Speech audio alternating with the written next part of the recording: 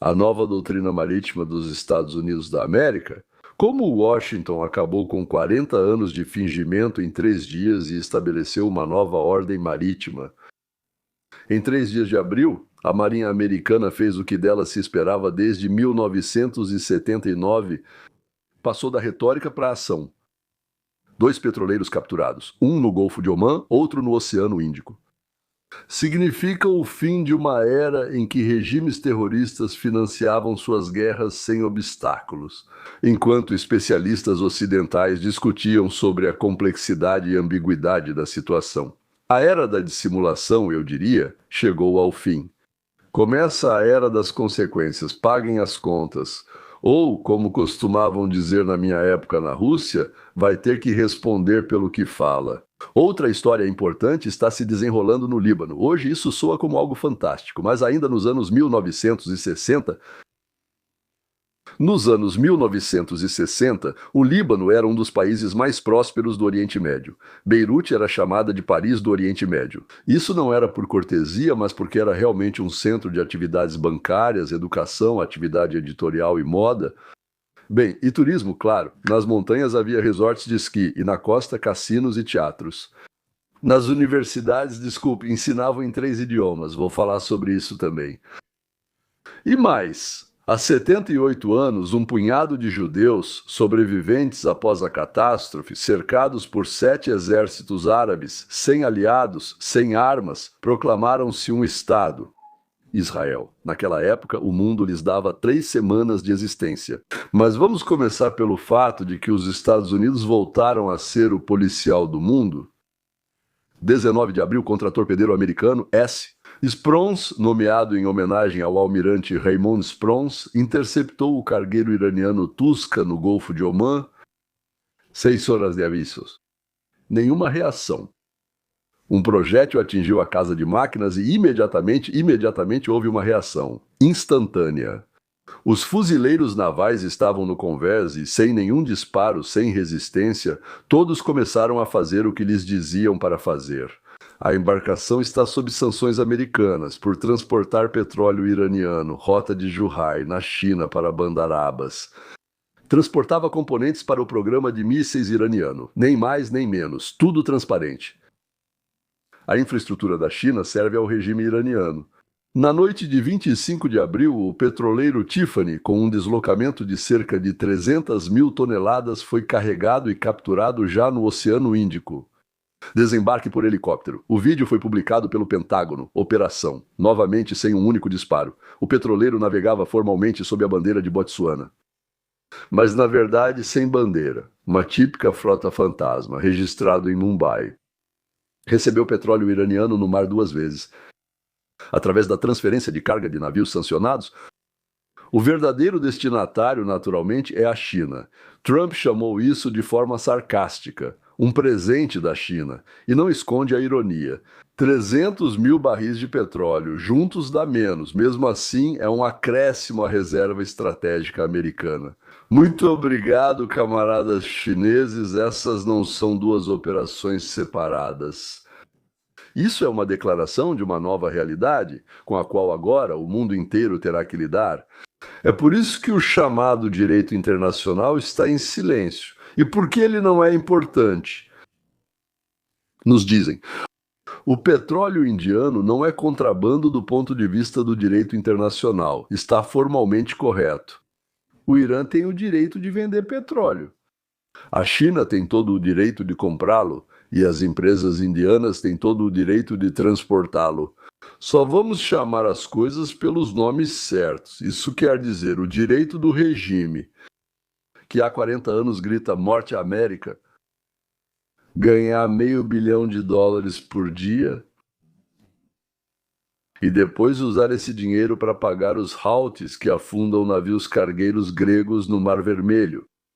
O direito de financiar o Hamas, destruir israelenses, construir uma bomba atômica.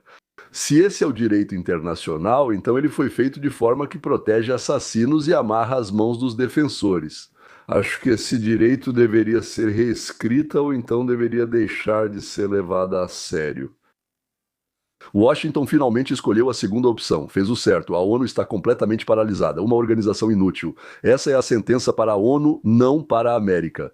O único órgão formalmente capaz de autorizar tais ações, de acordo com o consenso mundial, é o Conselho de Segurança da ONU, mas nele Moscou e Pequim têm direito de veto.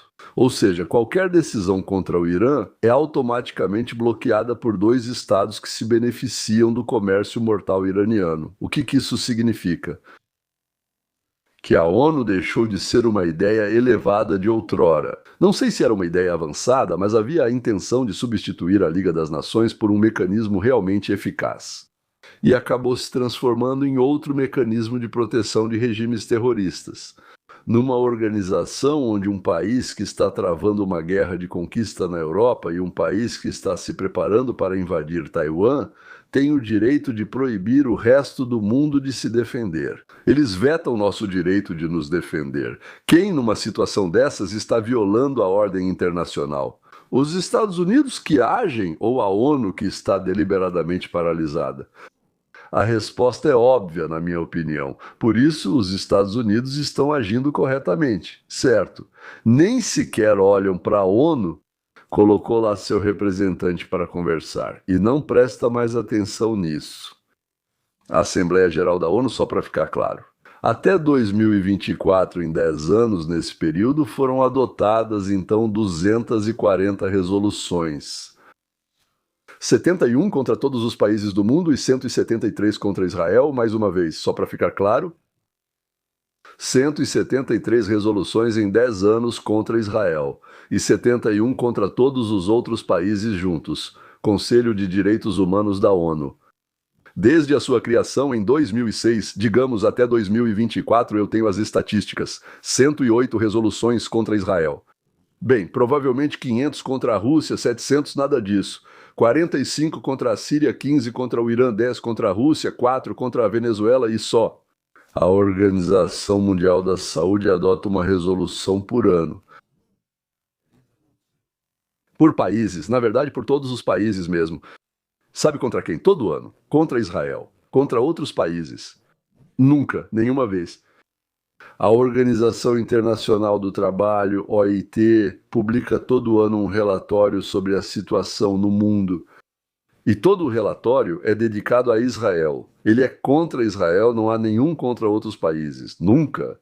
Em um quarto de século, a ONU adotou centenas de resoluções contra a única democracia no Oriente Médio. Enquanto isso, 3 milhões de pessoas morreram no Congo.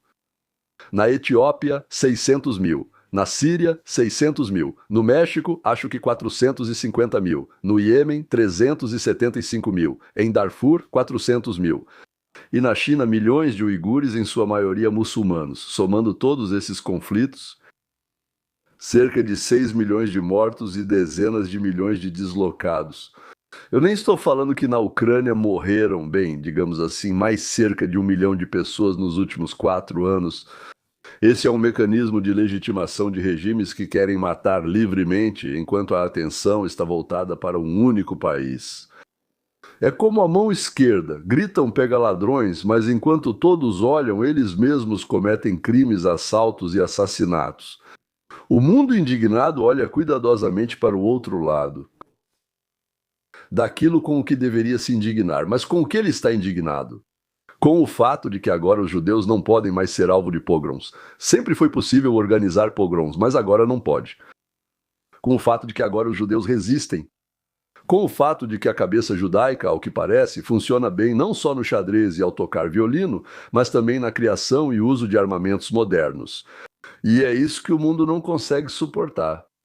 Por isso apoia todos que querem afogar Israel em sangue, que querem exterminar de rio a mar todos os judeus, todos os israelenses, todos os hebreus, todos os judeus e, me desculpe, até mesmo os judeus. E dizem pra gente que isso não é antissemitismo. Não, imagina, antissemitismo era na Alemanha, aqui é antisionismo. Nós não queremos exterminar todos os judeus, queremos exterminar apenas aqueles judeus que querem viver em Israel. Porque isso é o sionismo, né?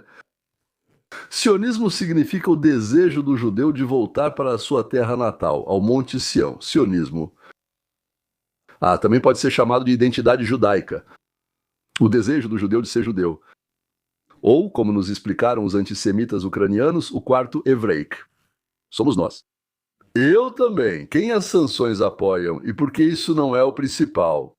Formalmente, 35 a 40 países cumprem as sanções americanas contra o Irã. O restante, cerca de 150 países, incluindo o nosso estado, um pouco menos de 200, ou são indiferentes ou sabotam ativamente. Mas há um detalhe que costumam ignorar. Esses 35 a 40 países representam praticamente todo o mundo economicamente ativo. Estados Unidos? Reino Unido, Canadá, Austrália, todos os países da Europa, Coreia do Sul, Japão. A maioria dos países do mundo não apoia as sanções da mesma forma que a maioria dos estados na Assembleia da ONU não apoia a existência de Israel. A maioria se refere ao número de bandeiras penduradas, mas o peso real está em quem impõe e pode aplicar as sanções. A China não apoia? Ótimo. Bancos chineses encerram rapidamente contas de clientes iranianos ao receberem notificação do Tesouro dos Estados Unidos. A Índia mantém autonomia em seus julgamentos. Absolutamente. Ótimo. A empresa indiana dona do Sifane já busca formas de se desvincular do petroleiro. É isso que se chama de poder real, ao contrário das bandeirinhas retóricas que ficam balançando por aí. Para todos que olharam para o outro lado, levaram um tijolo na cara. E eu apoio muito isso, né? Fico muito feliz, graças a Deus, que exista essa oportunidade. Agora, então, a nova doutrina naval tem 4 pontos, na minha opinião. 2 capturas em 3 dias não são coincidência nem improvisação. Essa é uma doutrina que acredito pode ser formulada de maneira bastante breve. Primeiro, as sanções americanas serão aplicadas fisicamente em qualquer ponto dos oceanos do mundo. Quero muito que vocês se lembrem disso.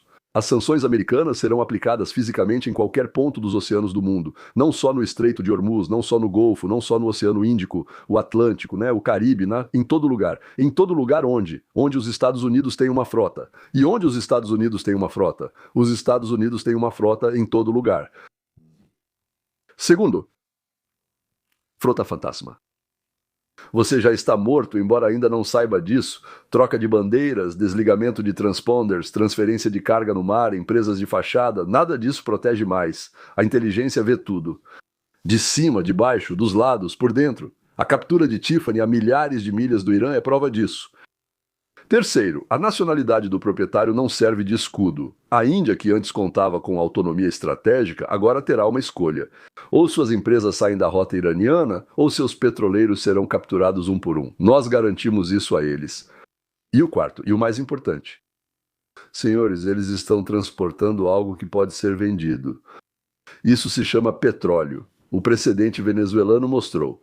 O Tesouro americano recebe receita direta dessas operações. O bloqueio deixou de ser um custo. Perguntam quanto custou? Nada. E você ainda lucrou com isso? Sim, um pouco. Isso realmente muda tudo, né? Uma política assim pode ser mantida para sempre. E esse é um movimento genial da administração Trump. O Irã ficou preso em uma armadilha. A receita perdida do Irã é de 400 a 500 milhões de dólares por dia. 400 a 500 milhões de dólares por dia. E não por mês e nem por ano. Isso é meio bilhão. 923 milhões de pessoas vivem disso. 90% das exportações iranianas são de petróleo. Ou seja, 230 petroleiros carregados estão presos no Golfo Pérsico, como sardinhas em lata. O regime, que por 40 anos construiu um império do terror com o dinheiro do petróleo, pela primeira vez se viu numa situação em que esse dinheiro simplesmente não chega. E ele não pode fazer nada a respeito. A máquina de guerra do Irã está quebrada. 2 meses de guerra. Israel e América. A elite foi eliminada. A frota está limitada. O programa nuclear foi atrasado em anos. Os proxies, como os sunitas, Houthis, Hamas, Hezbollah, ficaram sem suprimentos. Teherã ameaça publicamente com uma resposta decisiva. Agora ele vai pegar uma marreta e balançá-la sobre a cabeça. Depois vai jogar isso no helicóptero. Na realidade, ele não pode fazer nada, porque a única resposta simétrica, atacar navios americanos, ele significa apenas uma coisa. Instantaneamente, A destruição daqueles que atacam. Essa é a estratégia de sufocamento, nem assalto nem invasão. O sufocamento financeiro e logístico do regime até a completa incapacidade de pagar e conduzir a guerra. Previsão. Em 68 semanas, o Irã estará diante de uma escolha: capitular sob as condições americanas ou assistir à própria infraestrutura petrolífera se deteriorar devido à paralisação. Os depósitos estão cheios, já avisei vocês. As estações de bombeamento vão parar. A produção terá que ser paralisada, e os poços iranianos levam anos para se recuperar depois de serem paralisados. Não é um poço novo.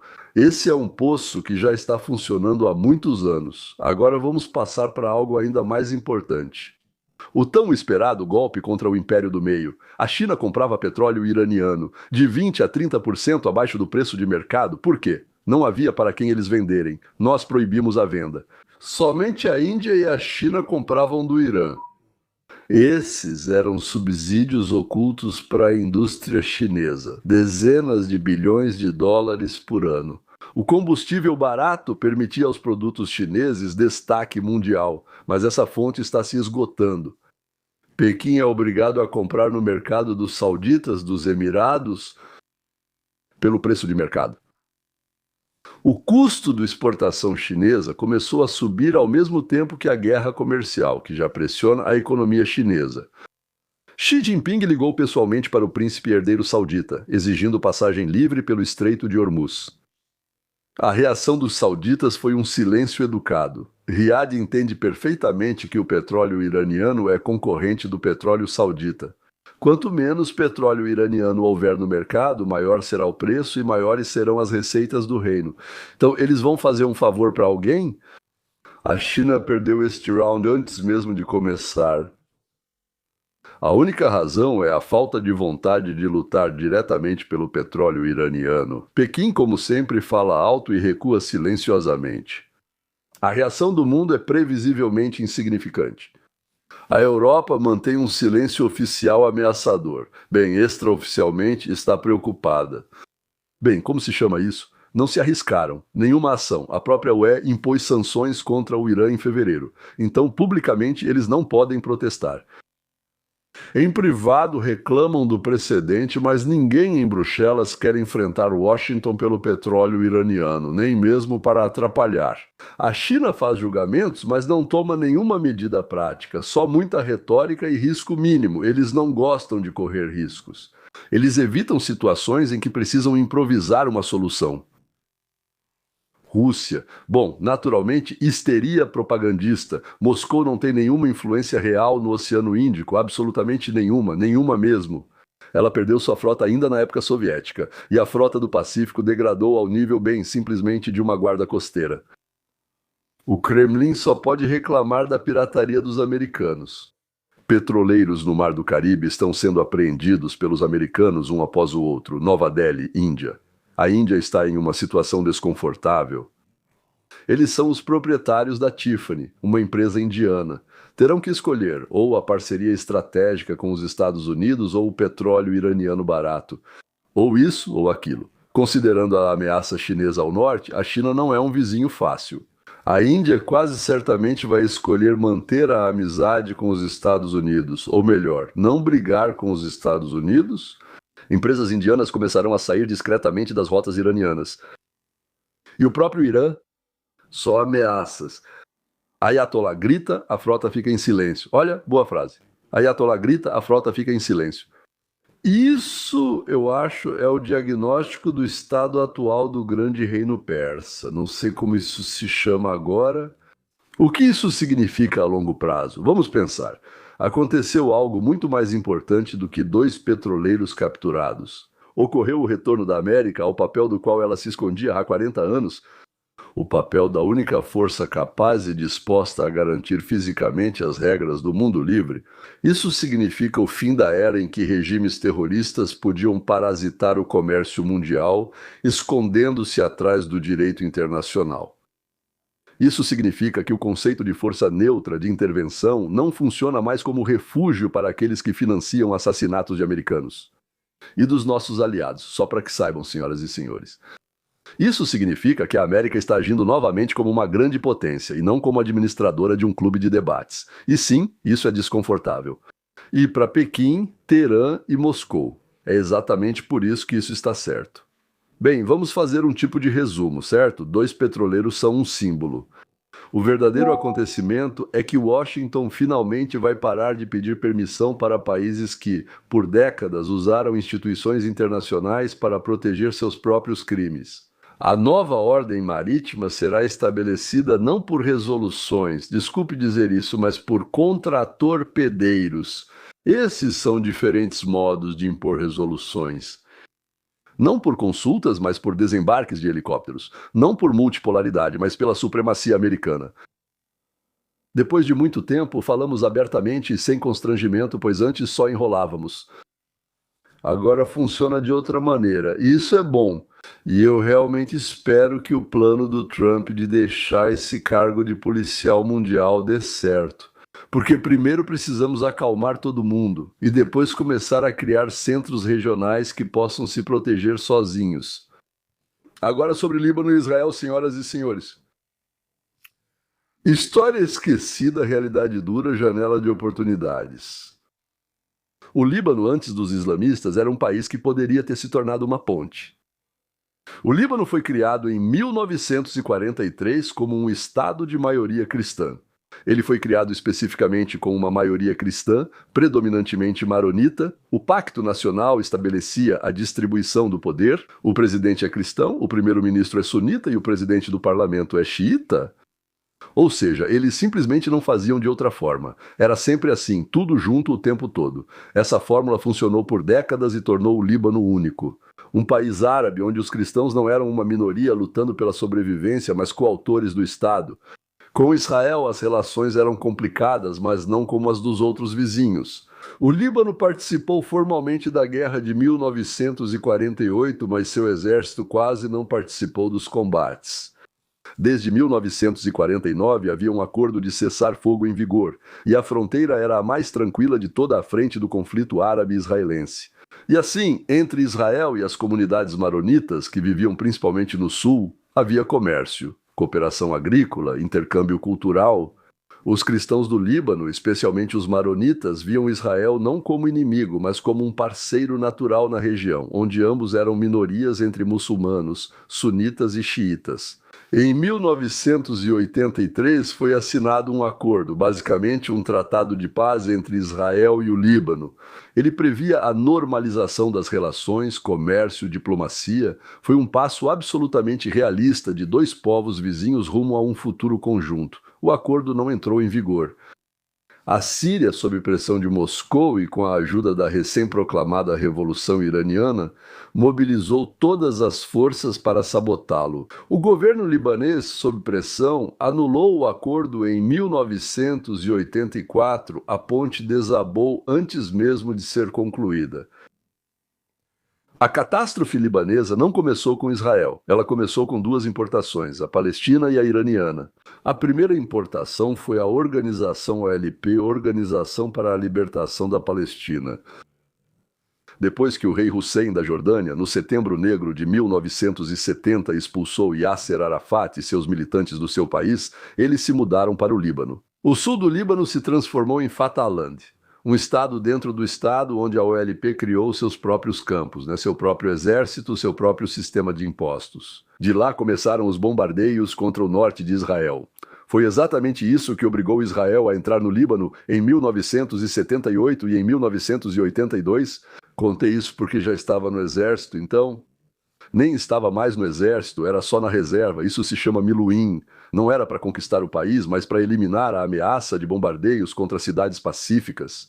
A segunda importação é a Revolução Comunista. Depois de 1979, Teherã começou a exportar a revolução. Muitos começaram por lá. A União Soviética, claro, Cuba também começou assim, agora o Irã também. E foi no solo xiita libanês que um projeto artificial foi criado chamado Hezbollah. Dinheiro, armas, instrutores e ideologia vieram do Irã. O Hezbollah não surgiu da sociedade libanesa. É uma prótese iraniana que foi pregada às pressas ao corpo libanês. A Guerra Civil de 1975 até os anos 1990 destruiu constantemente o país que o mundo conhecia. A maioria cristã emigrou para a Europa, para os Estados Unidos, para a América Latina e uma parte para Israel. A demografia mudou a favor dos xiitas. O Hezbollah foi ficando mais forte que o exército libanês. O Líbano, de fato, deixou de ser um Estado soberano. Em seu território, uma organização proxy iraniana dominava, conduzindo sua própria política externa. Bem, toda a política deles era a guerra com Israel. Isso é importante registrar. O Líbano não escolheu ser inimigo de Israel. Isso foi imposto ao Líbano de fora. Agora, sobre a guerra de hoje. Quando o Hezbollah começou a agir em 8 de outubro de 2023, bombardeando o norte de Israel em apoio ao Hamas, isso foi um ato de agressão. Quando continuou os bombardeios mês após mês, forçando cerca de 60 mil israelenses a deixarem suas casas, isso já era uma guerra aberta que o Hezbollah declarou contra Israel. E não o contrário. O direito à autodefesa inclui não apenas reagir a um ataque, mas também antecipar uma ameaça renovada. Existe alguma organização que tenha declarado publicamente como objetivo a destruição do seu país? Durante anos, como relataram, acumularam 150 mil foguetes voltados para cidades israelenses. Preparou-se um plano de invasão pela fronteira, semelhante ao ocorrido em 7 de outubro. A resposta a isso não é agressão, mas se chama, e é de fato, autodefesa. Caso contrário, a autodefesa se torna uma ficção. Ela tem forma, mas não tem conteúdo. Ao agressor sempre cabe o primeiro golpe. A destruição de 39 vilarejos no sul do Líbano, sobre a qual tanto se escreveu, não é vingança nem punição coletiva. É a eliminação da infraestrutura que o Hezbollah construiu em casas de civis. Lançadores nos porões, túneis sob escolas, depósitos de armas em mesquitas. Qualquer exército do mundo, ao se deparar com um inimigo que luta atrás de civis, enfrenta uma escolha: abrir mão da autodefesa ou causar danos à infraestrutura onde os inimigos se escondem. Israel, como qualquer país normal, as pessoas lá querem viver, querem sobreviver e por isso escolhem a segunda opção. Isso é legal de acordo com todas as normas de guerra, porque a responsabilidade por misturar militares com civis recai sobre quem fez essa mistura. Paralelamente, Israel cria uma zona de amortecimento. Linha amarela, linha verde, linha vermelha, não importa como os aliados do Hezbollah a chamem. O sentido dela é simples: deve haver uma distância física entre os foguetes do Hezbollah e as escolas israelenses. Isso não é ocupação de terra alheia, é a ampliação do perímetro de segurança da própria casa. Até que o vizinho coloque ordem na própria casa. Por que agora há uma janela de oportunidade? Porque os anos de 1925 e 1926 mudaram radicalmente o mapa do Oriente Médio. O Hezbollah não é mais o mesmo. Sua liderança foi eliminada, as comunicações comprometidas e os arsenais esgotados.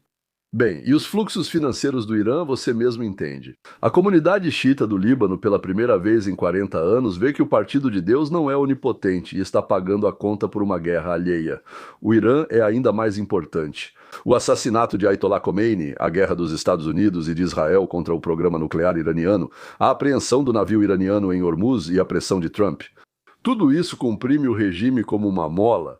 A autoridade moral e política de Teherã caiu no abismo. Primeira vez desde 1979 discute-se seriamente o que acontecerá após o regime.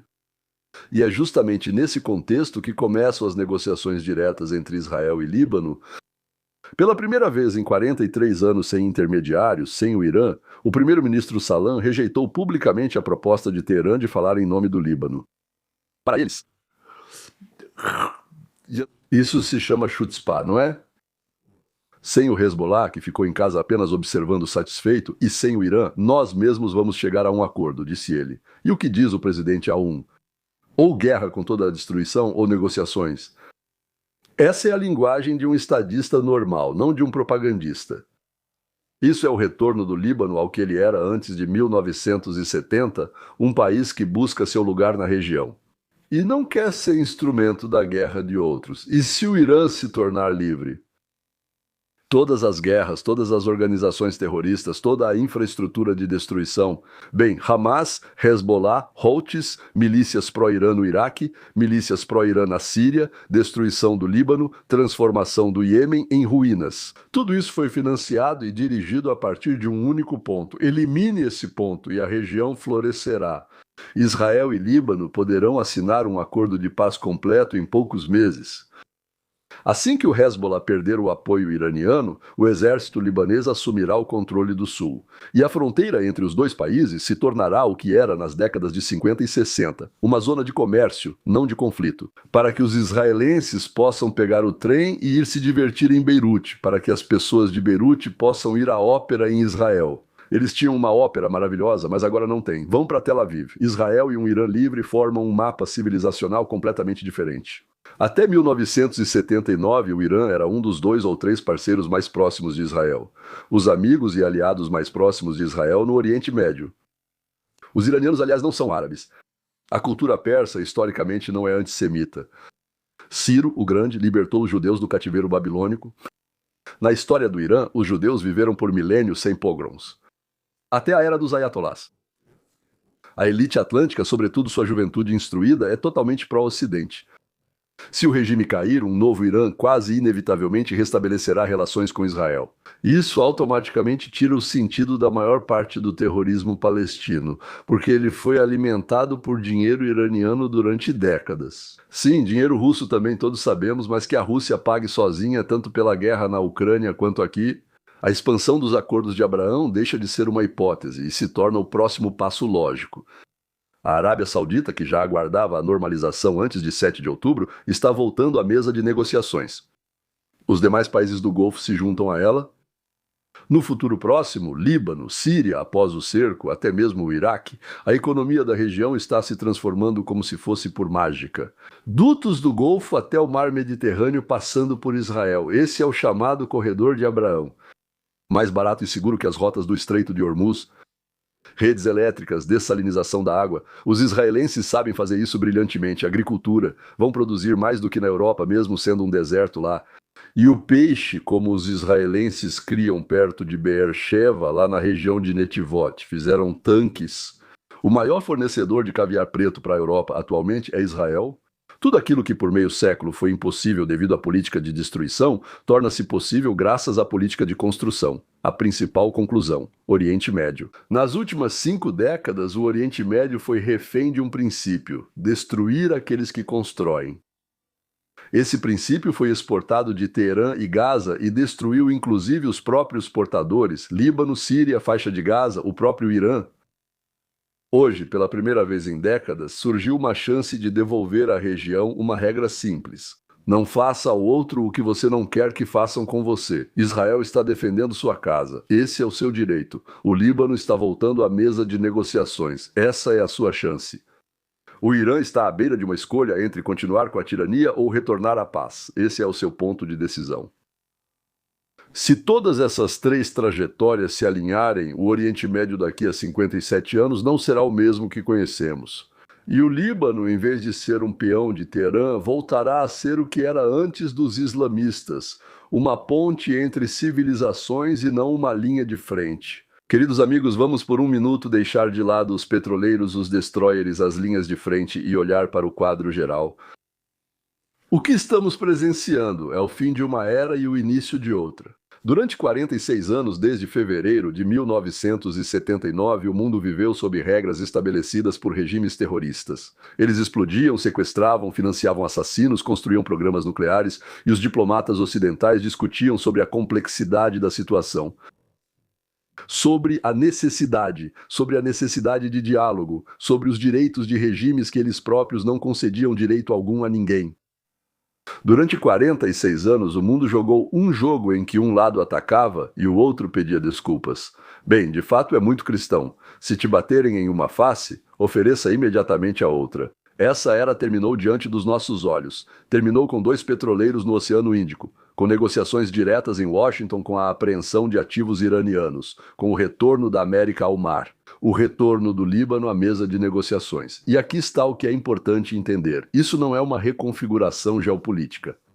Isso é uma virada civilizacional? Eu não fico feliz que estejam acontecendo guerras, só para você entender. Nenhum de nós fica feliz. Mas vamos encarar a realidade. As guerras já duram décadas e diariamente pessoas morriam no Iêmen. Todos os dias na Síria, todos os dias na faixa de Gaza, todos os dias no norte de Israel, sirenes fazem crianças correrem para abrigos antiaéreos. O mundo não estava em paz. O mundo estava em um estado de massacre lento, contínuo, que nunca cessava, que alguns travavam e outros pagavam.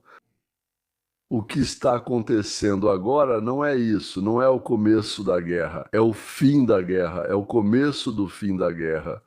O fim daquela mesma guerra que Teherã travou contra a humanidade por 46 anos. E esse fim tem uma qualidade maravilhosa. Depois dele, a paz é possível. Quero que vocês imaginem por um minuto o ano de 2030 e uns 5 anos a partir deste momento. Imaginem Beirute. Não as ruínas após os ataques israelenses, mas uma capital renovada que voltou a ser o centro financeiro da região.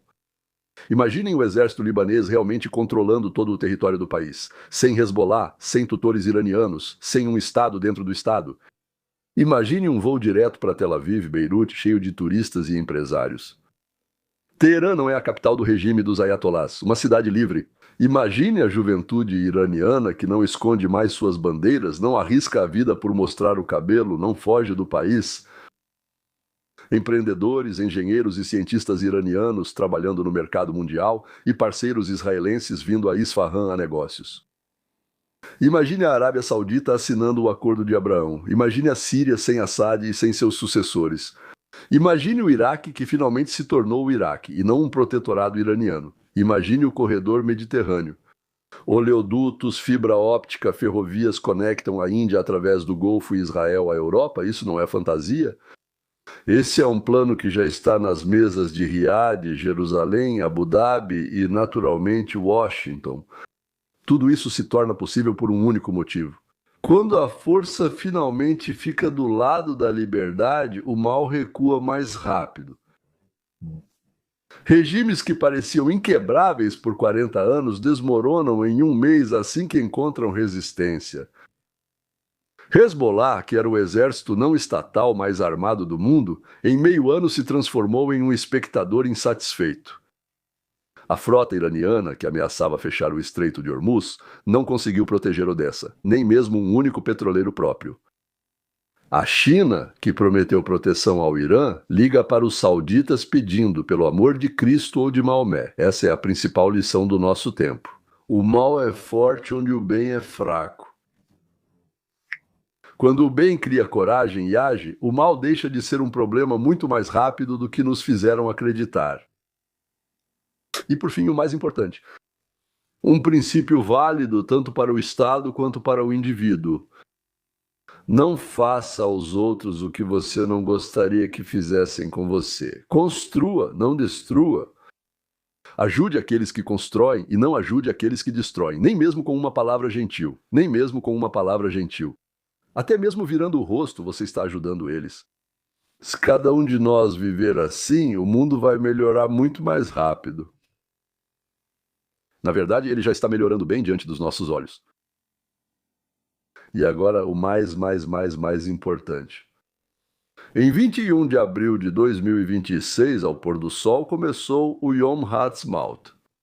Este é o 78º dia da independência do Estado de Israel. Há 78 anos, um punhado de judeus sobreviventes da catástrofe cercados por 7 exércitos árabes, sem aliados, sem armas, sem tempo, prepararam-se, proclamaram seu Estado. Naquela época, o mundo lhes dava 3 semanas. Eles sobreviveram por 78 anos e se tornaram um dos exércitos mais fortes do mundo. Uma das economias mais desenvolvidas, um dos centros mundiais de ciência e tecnologia. Hoje, quando a América retorna ao mar, quando o Líbano volta à mesa de negociações, quando o Irã está à beira da liberdade, nós celebramos o Dia da Independência com um sentimento especial, porque vemos tudo pelo que viveram, lutaram e morreram os fundadores de Israel. Não foi em vão. Feliz Dia da Independência, Israel. Am Israel Shai. O povo de Israel está vivo e continuará vivendo, Com vocês, Leon Weinstein. A Ciência da Liberdade. Até a próxima.